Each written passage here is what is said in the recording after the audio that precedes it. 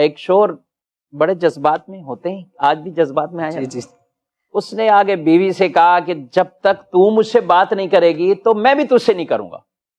اب جذبات میں آگے قسم اٹھا دی، جب تک تو مجھ سے نہیں کرے گی تو میں بھی تم سے نہیں کروں گا۔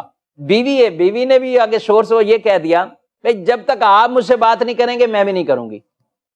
اب دونوں نے قسمیں اٹھا لی۔ ہوتا ہے ناظرین، ابھی بھی ایسے واقعات ہے، جمیل صاحب کو معلوم ہے کہ کس طرح کے واقعات بسوں کا دارالفتہ میں، کیا خیال جمیل صاحب؟ بالکل، ابھی بھی ایسے آ جاتے ہیں۔ اب دونوں نے یہ قسم والا معاملہ تو اٹھا لیا، اب کریں تو کریں کیا؟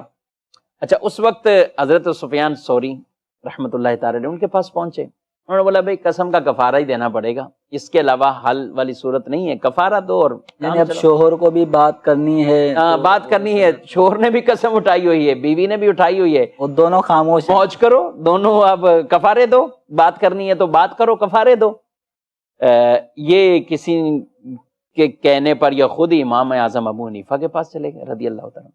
امام صاحب فرمانے لگے کہ تم ایسا کرو، بات کر لو، شوہر سے کہا بیوی سے بات کر لو، تمہاری قسم نہیں ٹوٹی۔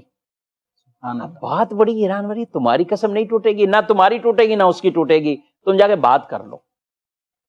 وہ بڑے حیران ہو، وہ سفیان ثوری کے پاس چلے گئے کہ حضرت آپ نے یہ بتایا ہے، امام ابو حنیفہ یہ بتا رہے ہیں۔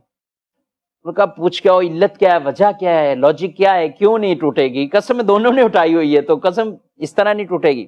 وہ آئے تو امام اعظم ابو حنیفہ رضی اللہ تعالیٰ عنہ نے فرمایا کہ جب تم نے یہ کہا تھا اپنی بیوی سے کہ جب تک تم مجھ سے بات نہیں کرو گی میں بھی تم سے نہیں کروں گا، تو اب یہ موقوف ہوا بیوی کی کلام، بیوی کے کلام اور بیوی کی بات کرنے پر، اور بیوی نے فوراً یہ کہہ دیا جب تک آپ نہیں کرو گے تو میں بھی نہیں کروں گی۔ یعنی بیوی نے بات تو بیوی نے کر تو لی بات، تو جب بیوی نے بات کر لی تو شوہر کی تو قسم کا معاملہ ہی نہیں ہوا، اب پیچھے رہا بیوی کا۔